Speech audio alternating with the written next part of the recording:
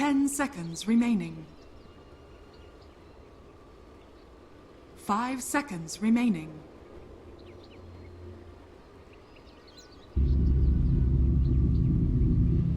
Dire team ban.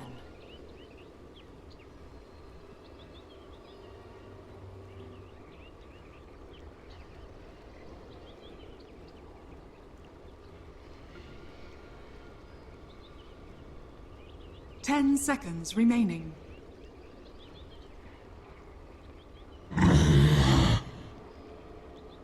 Liquids turn to ban.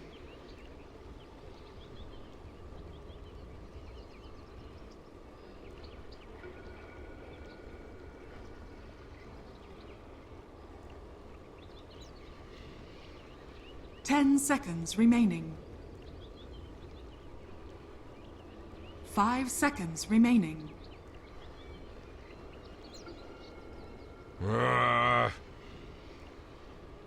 Dire team pick.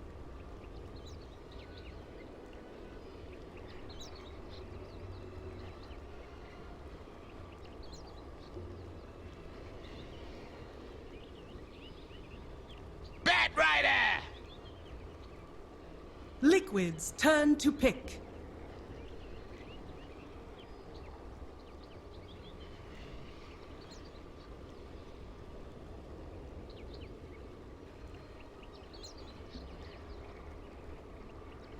Ten seconds remaining. Hello and welcome, ladies and gentlemen, to Beyond the Summit 5 presentation seconds of remaining. Team Advenom versus Team Liquid here in the Summit 6 European Qualifier Phase 2 Winter Bracket Final. We've got the third game of this Best of 3 series. Advenom have taken the first game, Team Liquid have taken the second one, and we are here to decide who will be advancing onto the Grand Final to compete for that qualifier slot and who's going to have to fight it out through that lower bracket up against Virtus Pro 10 G2A. seconds So remaining. here we are looking at the draft, starting things off for the 5 first phase seconds remaining. of this final game of the European broadcast. Obviously, we'll have America Reserve just after time. this one, but for now, I'm myself and Blaze, and I'm joined by Mike Loris. How's it going, man? I'm pretty happy that we are going to a game 3 right now, and I'm pretty happy that no matter who loses here, these two teams have been highly entertaining. So lower bracket is bound to be amazing, and of course we may see a rematch later on. You never know. I mean, when you actually get to the grand finals. But Team Liquid running a draft that doesn't really require all that much finesse, just a whole bunch of melee heroes running at you with the Faceless Void and the Juggernaut. It may not be huge in finesse, but it is very effective when the Advenom answers, namely that Sven, are underfarmed. So they don't really have a hero that's usually okay tanking you in the front lines and starting to trade right clicks with you. So Liquid, just by getting off to an early laning phase, just 10 had that seconds almost remaining. permanent advantage throughout the entire game. Plus they were able to kill Sven pretty much every single 5 time there was a seconds fight. remaining. It was pretty much the exact same scenario that happened in game 1 when Advenom were able to shut down Team Reserve Liquid so time. early. So early game, let's see in this one who's going to actually get a early game edge, because it seems like, turns out the early game is important. Who would have thought? Yeah, most definitely. These teams are pretty tempo-oriented, very fight-oriented. So if you're just one item behind, it adds up very quickly as your team just gets wiped out that much quicker, either lacking in damage, lacking in mobility tools. But yeah, not lacking in skills. Both sides definitely performed admirably, and I think that both of them were really playing near their top level. And it was very exciting to see it. Matoma Man 10 especially, seconds like the way remaining. he was able to isolate targets and chronospheres, hitting on multiple invis heroes 5 blindly, seconds just remaining. going in and setting up a miracle for the most part on the outer shell of the sphere. So really, really good play from Reserve him. It time. means that Team Liquid consider this Void also a pretty versatile pick, because they can run it from Matoma Man in the safe lane, they can run it from Mind Control in the off lane, so it definitely gives them a lot of confidence here picking it up early in the draft. And just in case they're worried about some Omni Knight shenanigans, or maybe they want to facilitate a ranged edgy core like the Drow, they pick up the SD as well. Yeah, maybe try to force out some bans here from Advenom and make that not their plan anyway. Like Shadow Demon just as support is usually going to be Dire reasonable team as a setup hero for that disruption. You don't really need a ton of illusion combos to get full value out of this hero. I'm waiting for the day where Team Liquid bust out the Miracle Faceless Void, and then their opponents will just never know what's going on with Void ever. It'll be very interesting, but I'm And then not sure if it's going to be Virtus Pro today. introduces the support Faceless Void, and we go full circle. You don't know what you're Yeah. gonna get. And then he gets nerfed, and then we never see him again. Yeah, Because then That's the To circle obscurity. of life right there. But Into, at Finem, gonna switch things up a little bit. Bat Rider, as well as a rather early Lion pick. Now, Skylark is very comfortable on that Bat Rider, so it should be no real issues there. Lion super early is something we used to see picked up in response to Faceless Void almost immediately. He's fallen off a lot, but he still has that burst damage. He still has that disable, so it's maybe early to pick up the Lion, but I think it's perfectly. Yeah, that's the question, is whether or not it's going to be able to nullify the real threats and the targets. Like, for example, Terrorblade is a really bad pick now that you're up against a Lion. With Earth Spike Finger, you're losing like 70% of your HP, and with the Hex, you're going to have be hard-pressed to get inside range for Sunder and things like that. So, overall, I do think that the Lion already is putting out a lot of good pressure threats. It's also really good against Void. If you just level 2 combo up Impale Hex, you're probably generating kill potential, and opens up things like Slark for Ad Venom I think would be really good. Yeah, you're up against the Faceless Void, that's not ideal, but everything else, like, I mean, you're not worried about the Shadow Demon, for example, so I would like to see it.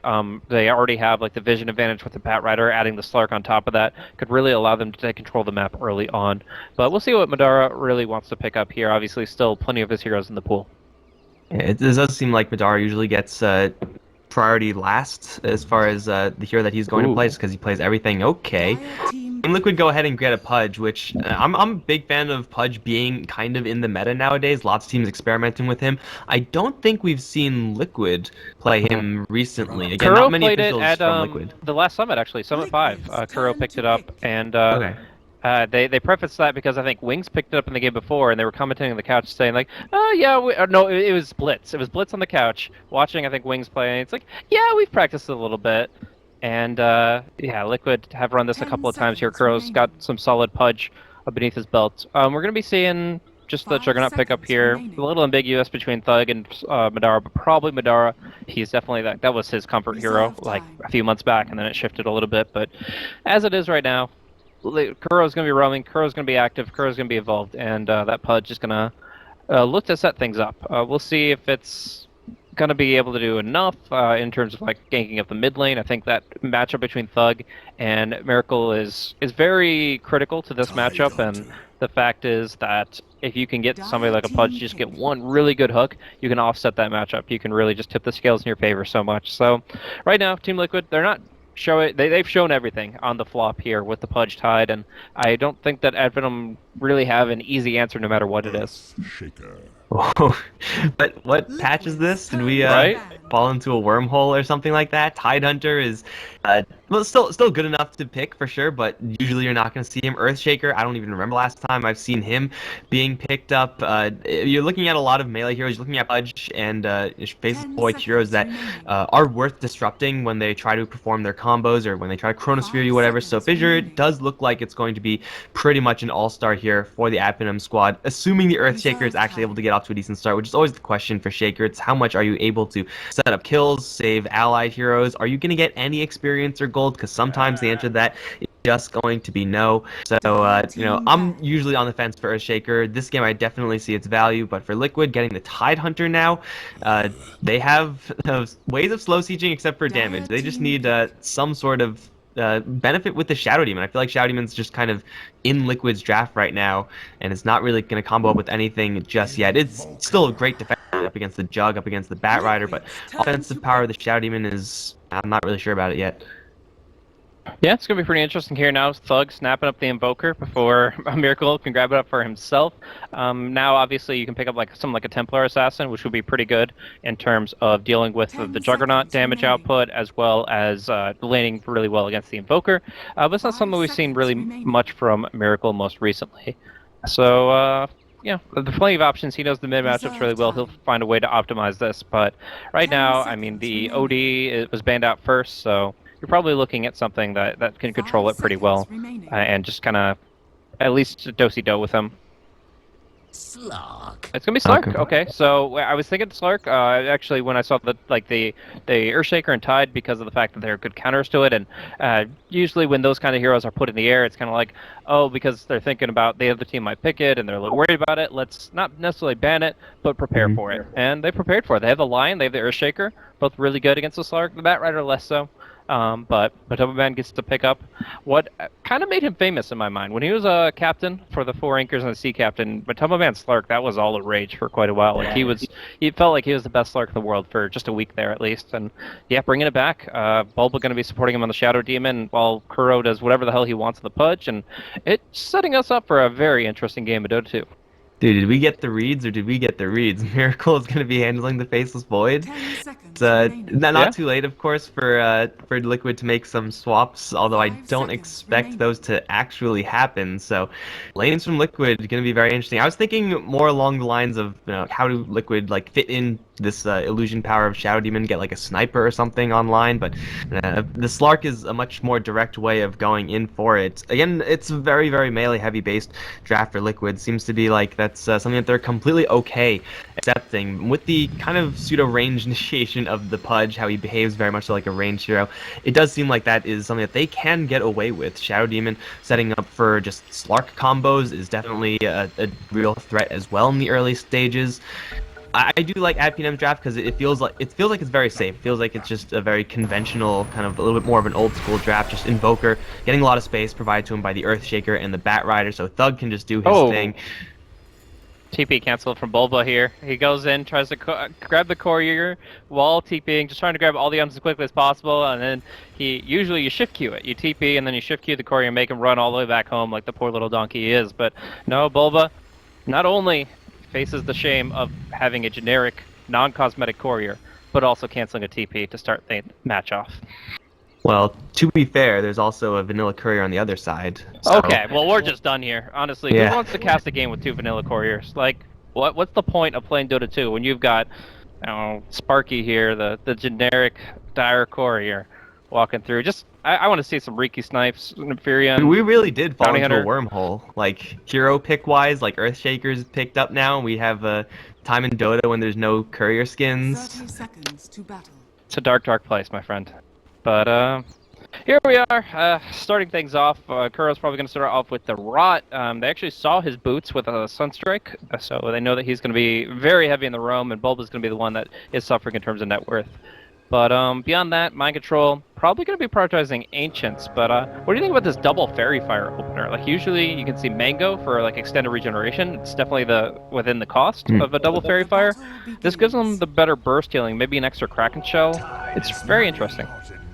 Yeah, but it's also like kind of setting himself up expecting to fail. Like the regen or the burst heal is definitely kind of nice, but ideally you would be in a situation where you don't really need to rely on that to stay in the lane. I don't expect the damage to be a huge aspect of this Tidehunter's lane, and the fact that he's going up against the Juggernaut just means that like a spin is just always going to do its full damage. So Anchor Smash is almost irrelevant when trading hits with Juggernaut in that regard. So I'd rather see him get the Mango just to try to get a little more passive regen, but this is probably not going to hurt him too much, but I do think that it's not going to help him in this situation. Like, Yeah.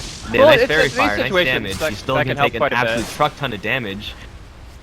Like, it's when those burst combos come out and you're really worried about living through, like, a spin, then I guess the Fairy Fire is quite valuable. If Spartan hits the first spike and there is no Fairy Fire, then that's just a dead tide, but at the same time, yeah, it's kind of weak overall, because the fact that he no longer has any sustain. He can survive one more spin, hopefully, but beyond that, he's going to be struggling in this lane, and probably just going to focus on jungle. That's what the Ring of Protection could turn into, the Iron Talon, and then you're going to be seeing him start to actually get his farm. In the meantime, Bulba, level 1 Shadow Poison gets 5 stacks up, should be able to kill off most of this, but Skylark might be able to snipe a few. At least he's going to get the experience, and a couple of these creeps will be sitting at pretty low HP. So, Bulba makes up for that net worth that he was lacking when Kuro opened boots, but now there's 3-4 stacks on Kuro, and there's no disruption to help him. A Fissure makes first blood. That's going to be the Rot Deny attempted. Kuro tries to time it, and he does not get it. Instead, it's going to be now a dive past the tower, nearly pounced, and it's going to be first blood actually for MNT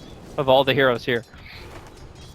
All right, well, a decent start for Finem, keeping Mind Control at arm's length, and with another spin, Sunstrike as well. Fairy Fire, is it good enough? Oh, Madar's actually not fast enough. Not quite to get catch up to the Tidehunter, taking a couple tower shots, should survive this. But still, bottom lane, applying that pressure. You gotta watch out as any hero. Even, well, actually, they do have gone to Matuma Man right now. I guess it's kind of nice, but everyone really needs a stick if they're gonna be safe on this bottom lane versus the Bat Rider. Even though he is just level 2, it's just a hero that can do that. And they're keeping the Earthshaker hanging around this bottom lane as well, so even more time for the Bat Rider to get Firefly damage in and sticky Napalm as well. The Slark is almost purely resistant to that. He's got the stick, got the Dark Pack. He'll be okay, but everyone else in that, be careful. Speaking of being careful, Riki jump in with the rot onto the Thug. Miracle's looking for a bash, not quite lucky enough, but should still get the kill. Cold Snap, not going to do it. Miracle's just going to time walk clean out. Yeah, you really need that bash as soon as possible to make that gank cost effective, because obviously you're going to lose a lot of HP, but in the end with no rotation, no problem. They're going to be able to get that kill, and at Finem just don't have the response. Earthshaker obviously could Fisher if he was there, but he made his roam down bottom. And although they didn't see it, Liquid get lucky on that, and they end up getting kill on Thug, which will steer Miracle to a very, very strong mid game. I want to talk about this Earthshaker a little bit and say that one of its strengths might just be the fact that you're not used to it, that you don't play against this all this often. I remember when Muerta started becoming meta, for the longest time she wasn't touched as a hero. Everybody was getting hit by arrows, even the easy ones, because just you weren't used to having to go up against that. Earthshaker Fisher now catching out Pudge out of position. Sunstrike going to help this out. Kuro looks for the deny, does not get it, and Mind Control is not going to be able to keep pace with Spartan to finish the job of the Lion. Instead, it's going to be a nice jump forward from Miracle, trading with Thug, who will take a bash and a couple of free hits. Thug's kind of getting smashed in this lane. You were talking about earlier, like this mid lane matchup being of the utmost importance for this these two teams and their matchup. Faceless Void has some of the higher base damage in the game, and using that to his advantage. Up towards top lane, Mind Control, and we'll get a chance to use the second Fairy Fire, I suppose. Sunstrike, though, going to cut it short, so Fairy Fire, again, not sure if it's going to find its value, but still, it's going to be another kill for Finem, another A kill for the Invoker, much needed kill considering how little he's getting versus this Faceless Void. And usually with this, it's the lane gets a little bit better. Skylark on the bottom lane actually a little trouble. Pounce does land. Can't Firefly this, so try to bump it back with lane break, but it's not going to be enough. Shouting is going to grab that kill in the meantime towards top lane.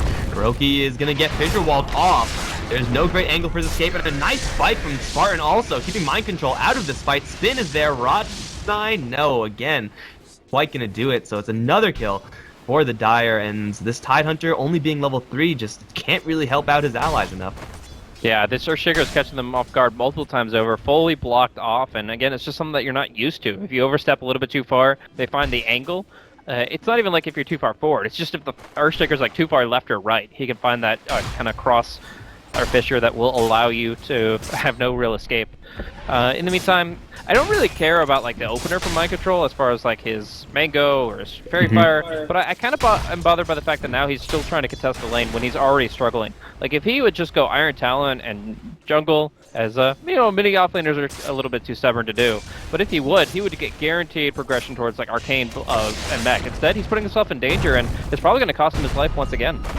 He's stuck. Hexed up. I think he's mostly stuck. Madar's going to come in with the spin. Mind Control, not even trying to right-click down the Juggernaut, just trying to book it the other direction. We'll dodge the Sunstrike. Very fired. Oh, it's not going to do it. A couple more right-clicks, and Madar's going to grab that kill.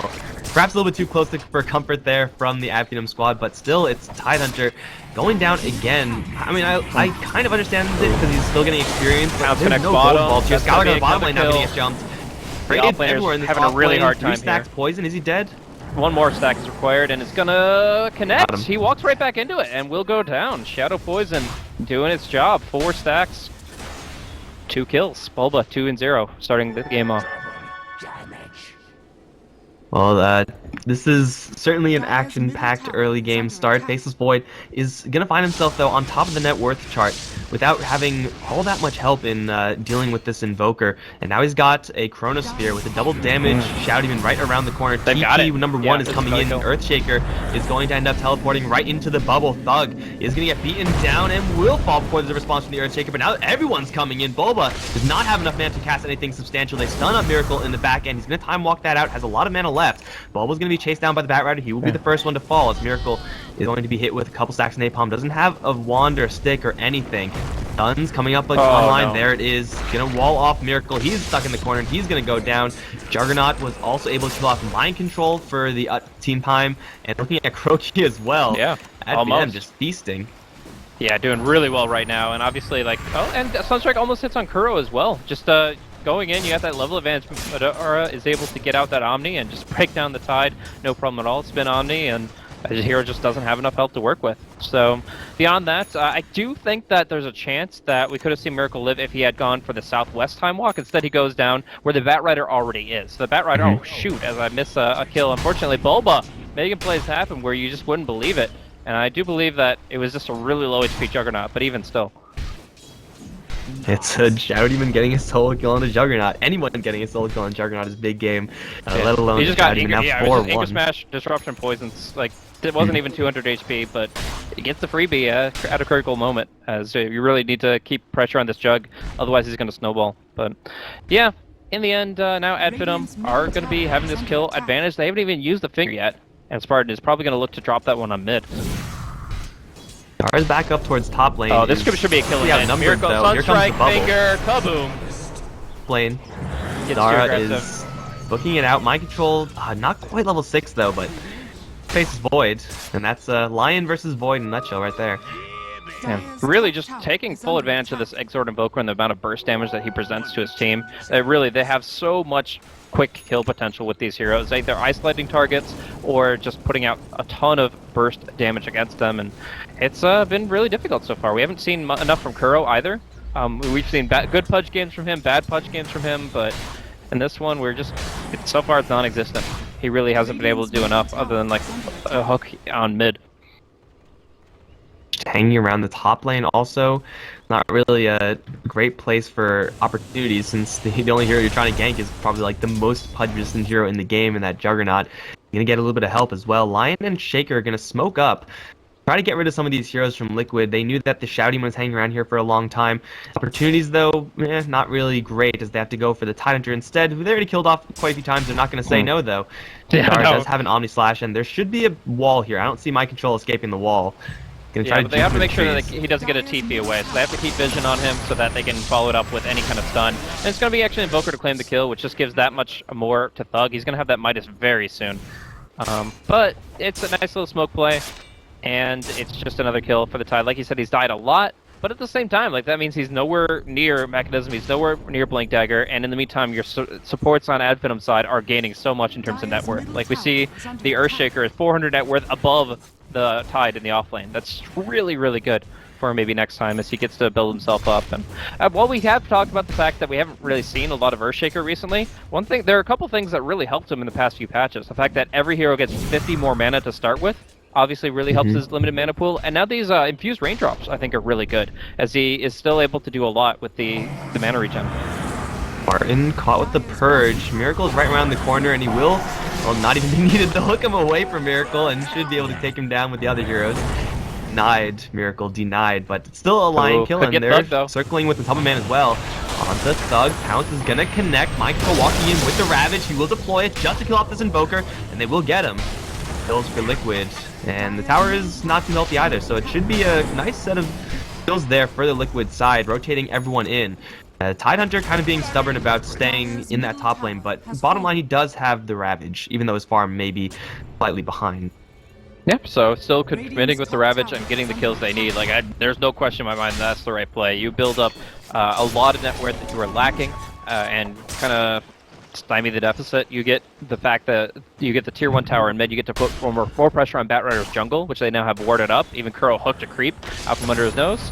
But in the meantime, Micro, this is a bit much, man. Like, I will complain about a lot of the deaths prior to this. Like, Earthshaker sucks to lane against, and it's a hard knock life for you, but holy crap, that is way too deep. Like, you can't be that confident after, what, your 5th death? Yeah, 0, 5, and 3.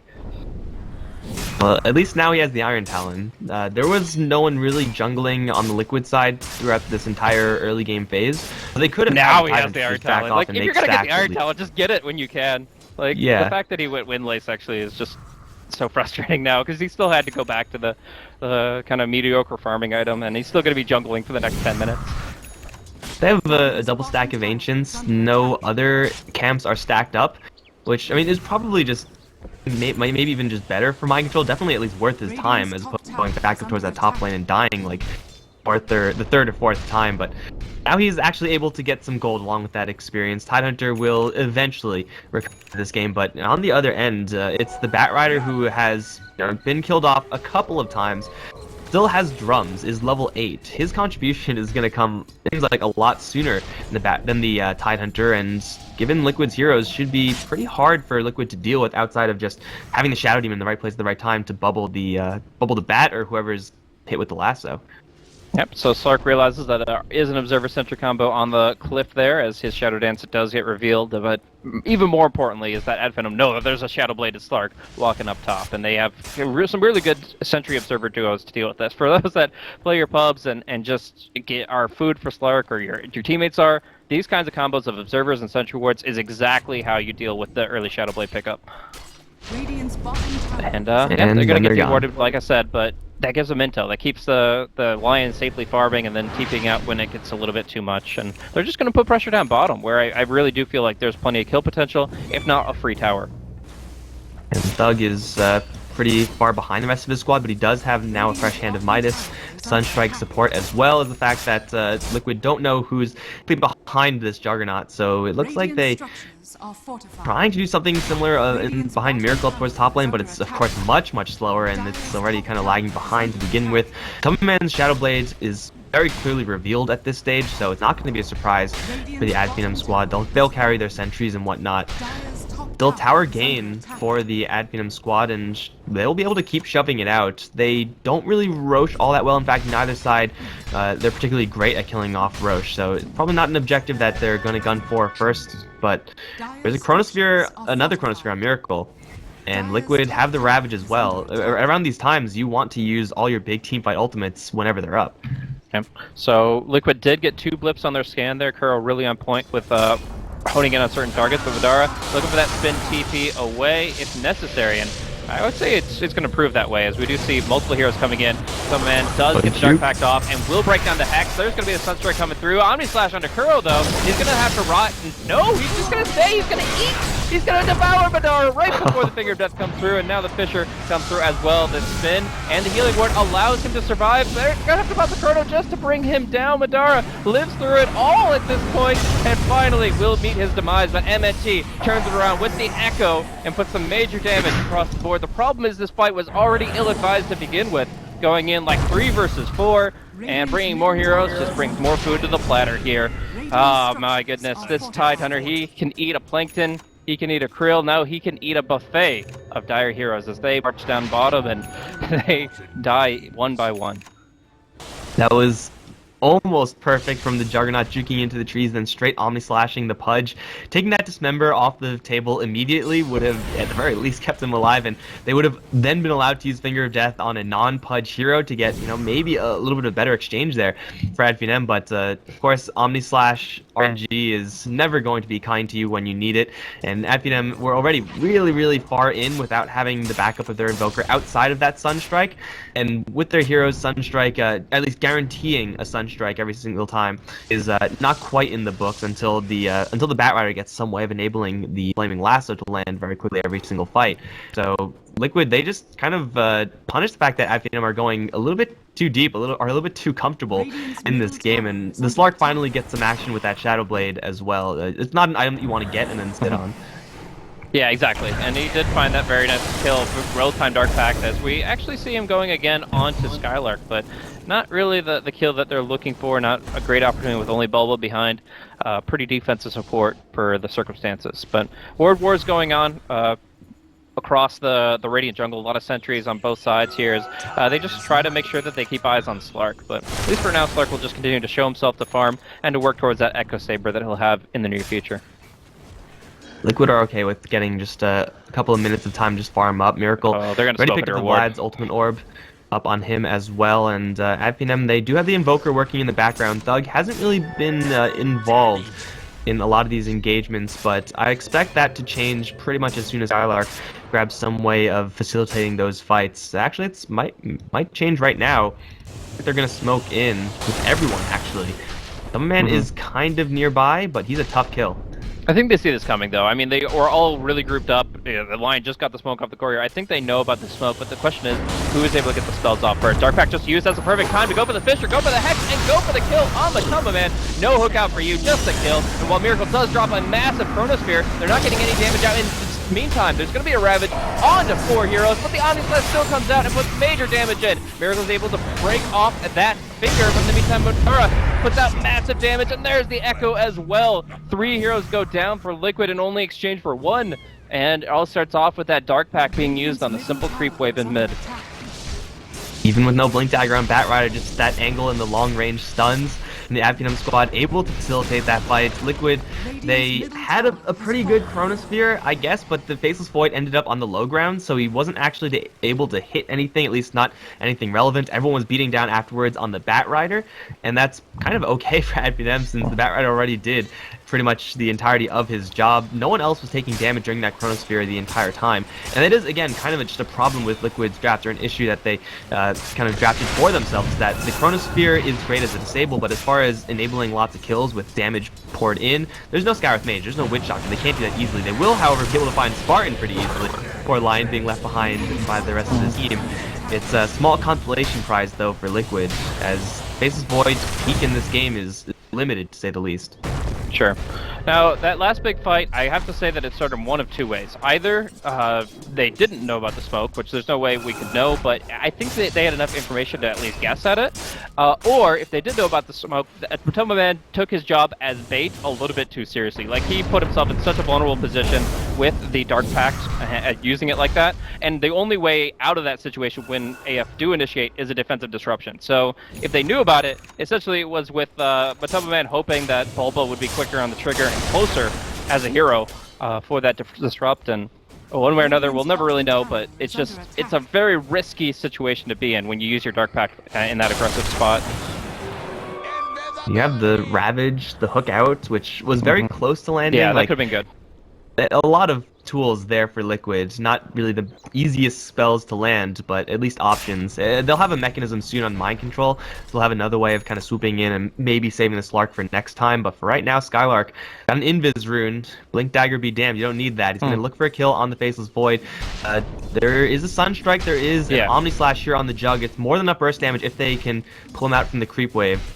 There is also help here from Miracle. As you know, we're being patient. Now the jump from Miracle is going to catch a Chronosphere only onto Madara right now. They still don't know if there's a Batrider in the area. They'll land the hook. Lasso's going to cancel out that member opportunity. And now the Omnislash is going to bounce through Sunstrike, and they're all clumped up. It's going to end up killing Kuroki, freeing Madara to actually run away. And he's going to spin away very quickly. Gush is there, but it's not quite going to do it. Now the Healing Ward comes in. They can't kill him. Fissure going to come in as the Ravage is deployed. Will stun up everyone, but there's no damage being dealt in the duration of that Ravage. Mind Control is actually stuck.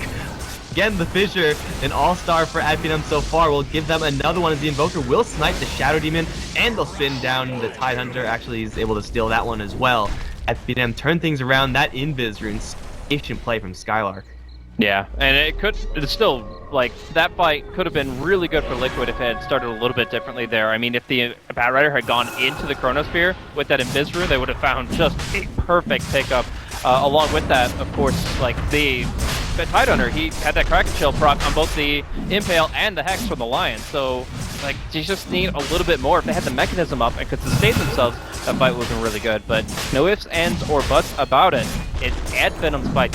Take it away, and now they're going to be able to break down Roshan as well. Really great execution, just everybody at the right place at the right time, and able to really just pull another fast one on Liquid, putting the skill score to 18-12 in this decisive Game 3. That's a Blink Dagger on Bat after the Roche Gold. That's also Invoker packing Travels. So no longer will we see fights where Invoker is just off farming. He has the ability to return in and help the team with those engagements. Liquid, they still have a whole bunch of answers, it seems, but as to whether or not the answers are going to be enough kind of hinge upon whether or not Matuma Man's able to keep farming and who he's actually able to find out with the Shadow Blade. It seems like, for the most part, he hasn't been able to leverage this item at least to its fullest capacity. There have been no real great meat hooks from Kuroki in order to start off a small-scale engagement, get a free pick-off here and there. So I think now we're just starting more fights, and we can see the impact of it right now with Matuma Man. Yeah, gotta be careful this time. I think by this time Liquid should know or should expect there to be a Blink Dagger on the Bat, so gotta watch out. Yep, so we'll keep an eye on things here as Liquid try to make their move forward, and Dire actually get a really good scan out here, but what kind of intel does it actually give them? There are enemies here, but how do they position against them exactly? Matoma Man gonna be able to get the Dark Pact off, gonna be able to kill off M&T before he can echo, and now there's no fight to be had. Like, this is a full disengage from AF. Except for Lion, who for some reason is running in with Shadow Amulet. Not sure about this. They're chasing down Skylark in the trees as well. I really don't think they're in position to take a fight.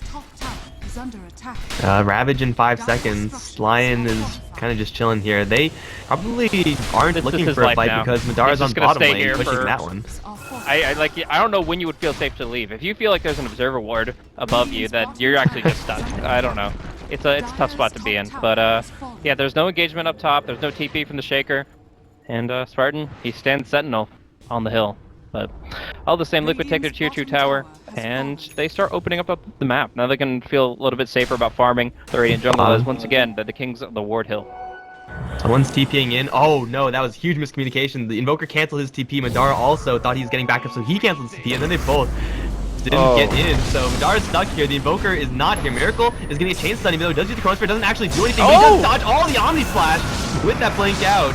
Madara's now kind of stuck here. Doesn't have the aim, so he's more than okay with continuing fighting. They're going to Echo Slam onto the face void. Finger of Death as well. Super dead Miracle.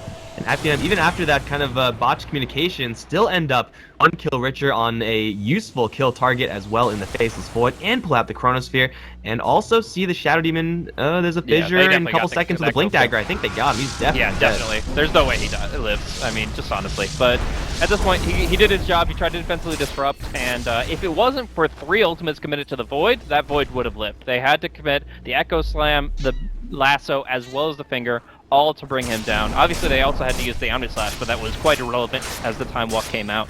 So, just a really good kill, very critical. Wasting the Chronosphere, killing off the Void, and now pushing on the bottom lane high ground. Mind Control does have a Ravage, but again, there's not much damage follow-up in the duration of that stun. Try to go for Madara, Mind Control on the front line, he's gonna go for Sunstrike, hold out. Kuroki with Emergency Services is gonna get Mind Control out of there, which I think the Sunstrike was probably going to be lethal. He has a mechanism, but he's still very weak. Either way, after him, they do take down the tower and should be okay with just backing off right now. They may lose Spartan on the retreat. Well, maybe not. He's going to glimmer himself out to freedom, and there's no True Sight on the deck, so Liquid don't get anything off of that. From either side, really. The Batrider had Dust if absolutely needed, but it's not the best tool for catching out a Slark. So all in all, I would say that the detection was lacking from both sides there, but you can understand that a little bit better with the Glimmer Cape only being a fresh pickup. All the same, at Finem, getting a pretty big advantage across the map. Like, yeah, the Radiant Jungle feels a little bit safe for Liquid, even Mutombo making an aggressive play up top, but he can't solo the Invoker, can he? There's Invoke on cooldown for 5 seconds, so he can't get any help, although the Fidger's gonna come in just in time. Some man chain stun, they do see him as well. He's gonna pack out the lasso, leap over the fissure. There's the Flame Break. Still the Force Spirit. Oh, he's dead. And that is it. I mean, when you have the Earthshaker backup, you certainly can't kill him. And I didn't notice he had a TP scroll or his BOTs on cooldown, so it actually would have been a kill if Mutombo was able to connect just 1v1. But this is a team game. Finem are playing like a team.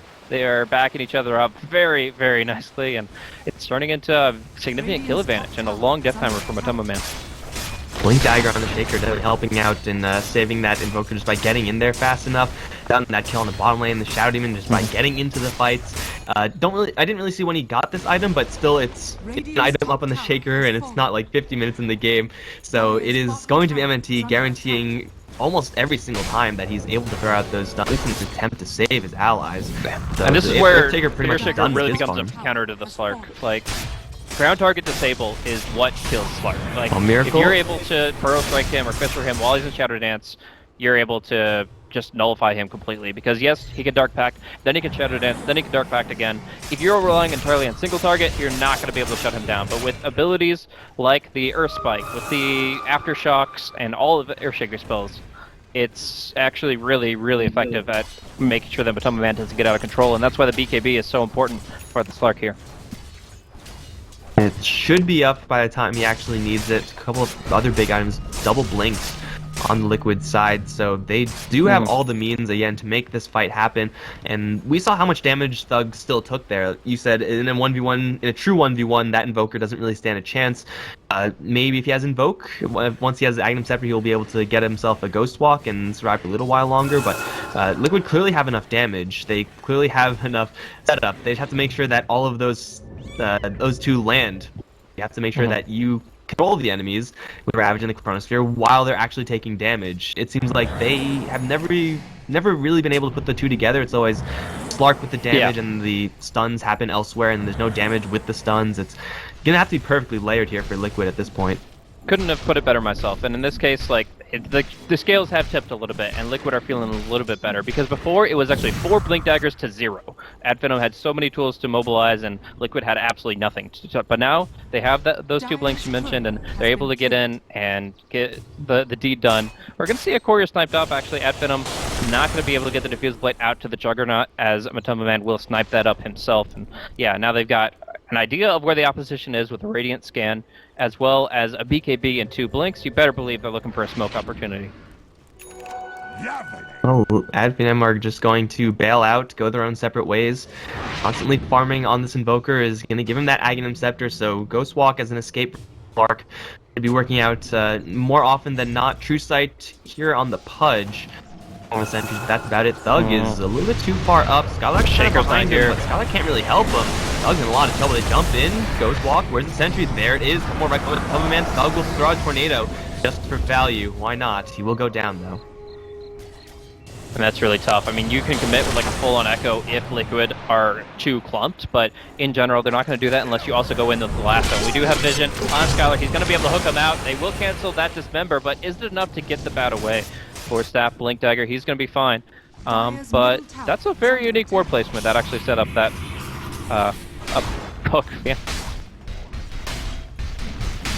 Well, it's also going to see any, just kind of sneaky plays from a Batrider. Batrider can still go from the south, so it's not going to be an end-all, but, value from the hook, at least trying to facilitate value from this Pudge. So far, has still not really been doing all that much, but this is when Pudge is kind of at his strongest. When the team is sieging, he's able to constantly throw out hooks. If he finds someone, then that target is probably pretty dead, and then the Raxes are just free and clear, but it seems like with this group of heroes, slow sieging is not really their forte.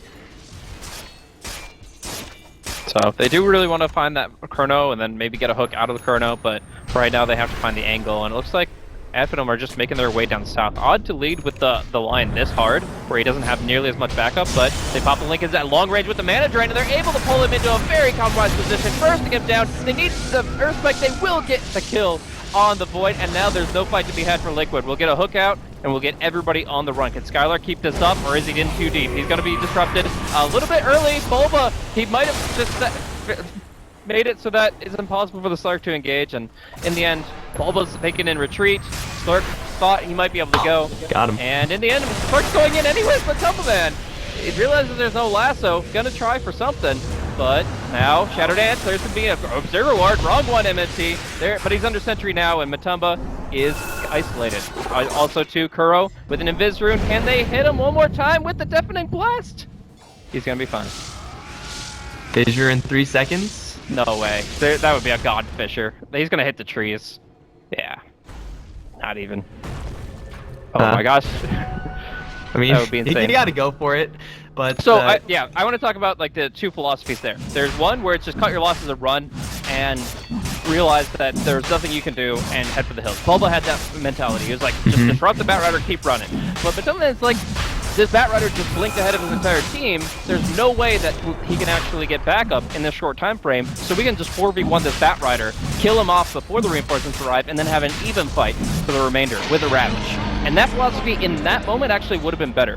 Muerta Man's ideal, but the problem is that they had 2 different ideas at the same time. That's a flaw of communication, and the end result is that they're not able to capitalize on Skylark's overextension, and instead just lose the Shadow Demon outright.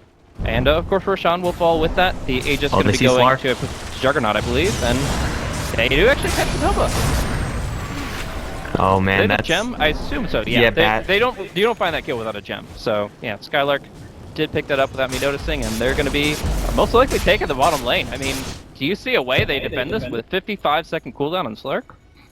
At this point, even a 5-man Ravage Chronosphere is not going to kill the Juggernaut twice. And it's probably not going to hit everyone, so yeah, this is probably a set of racks is down in favor of Finem, and even like losing that opportunity on the Bat Rider was one thing, and then losing the Shadow Demon to a Sunstrike was another chance where they all decided to back off except for Slark decided to go in. Now luckily that time wasn't punished, but Liquid definitely weren't all of the same mindset during that entire engagement, and losing the Slark now is going to be just the icing on the cake here for Finem, as they will take Braxes over in bottom lane. Void and Tide try and do what they can split push wise, but just they the right don't have heroes enough for it. damage. You mentioned before, like, both sides are bad at taking Roach. It's the same thing about towers. Like, you have to have a hero advantage to actually claim a tower, and in this position, we see melee racks and bottom tier 3 gone, and Liquid have absolutely nothing to answer with. This is costly. And we're going to see the Fusion Blade come out, and going to try to finish on mind control. Yes, they will do it, even without the Sunstrike, as that is a level 17 Juggernaut with a lot of attack speed. Yeah, all of his items just dumping agility into the hero, so Slash got quite a few extra hits there, extra damage of course, always nice, and Tidehunter down with also no buyback, so that's extremely unfortunate for Liquid. Just they can't keep a full 5-man crew up and alive at the same time and actually have a chance to fight. I don't know if we've any like real full 5-on-5 fights. And that's really the best chance Liquid have at really taking an engagement, but so far it's been Finem finding a pick here, finding a pick there, and then pushing for objectives immediately afterward. They're not going to have their high ground push, so I guess for Liquid that's kind of nice. But while this is happening, while every single pickoff is occurring, Finem are just getting all these big items. The gem is huge on the Bat Rider, along with that new Force Staff. There's a Butterfly almost up on the Juggernaut. I don't know how they kill a Juggernaut once he has Butterfly. Like, they don't have any way of getting through that evasion. Well, actually, it doesn't even cancel anymore. That's muted break or different effects now. So yeah, you just get an MKP, and that's going to be a long way off. At this point, Madara is large and in charge. He's the one that you have to be afraid of. And like you said, there just hasn't been enough 5-man action. Like, great pickoffs here and there, actually, speaking of. You see the Ravage coming out, jump on Spartan, they put everything into the Lion. Will there be a rebuttal? Thug just throws out, Tornado EMP gets some mana back for that one. But in the end, it's a call for retreat, and Earthshaker won't hear that one. He's deafened, and he is killed. But all the same, it's 2 heroes for the Ravage, for everything, and it's not really setting back Finem that much. The only thing it really hurts is the time on the Aegis. There's only going to be about a minute left on the Aegis when they kind of get to regroup, and they're going to have to kind of go just hard down mid lane if they're going to take advantage of it. But they're probably going to wait for Butterfly anyway, which still needs quite a bit of time to complete up for this Juggernaut. Definitely an item worth waiting for. Heal Scepter as well, why not? Wait for all the items because you're so close to them. A little bit of a mistake there from the Liquid side, ravaging and then bubbling the Bat Rider at the same time, so he was just not a viable target folks at all. Madara, there's that Butterfly. Jeez, he's missing so much, he can't even man fight! Oh my. There Tornado? was almost a catch there. That was Everything's close. missing. And with a Force Staff, oh, they got the Pulse Staff! It's going to be a hook out and a pounce back forward. A Sunstrike will be off the mark, but man, that was a close Dara's call. going in. Now Chrono coming out. Skylark's going to take a lot of damage. The combo drops down to critical HP on the tail end, survives. But that Omnislash is still bouncing around here, and we're going to be seeing Madara still keep going thanks to the Aegis. Gets the curves out onto My Control, who doesn't have a Ravage anymore, and he's going to be going down for sure. So they don't get the Slark, but they get his big brother Tide, and Bulba will be going down as well. No Chronosphere, no answer. This might just be the second lane of Rax or the game itself. None of these heroes have buyback, and again, we're not seeing Liquid with all of their ultimates when they need them. Use them all in the top lane engagement, which was just okay. Maybe next time is going way too far in for an Earthshaker, but no problem. Still no punish. Jump in. This is not too far away for a Bat Rider to initiate. They have Finger Death onto Matoma Man, and here's the Fissure and the Sunstrike. Kaboom goes to the Slark, instantly buying out for another life, another chance at actually making something happen. But with no Chronosphere, they just don't have any control with 2 heroes alive. Even if they had a line on the Liquid side, they don't have enough control to deal with what Acton were throwing at them. Everyone's going to lose a lot of mana here. Slark is completely tapped out. Basis point up against the Fusel Blade is also without the ability to time walk, and he's going to get picked off. Buyback? Too late. They already lost Megas, and Liquid, they're just getting picked apart by Finem. I don't think they can handle Megas, but you never know. They will try, but as before, it looks like this one is in the books. Finem, with this kill score of 30-17, have taken Mega Creeps here at 36 minutes.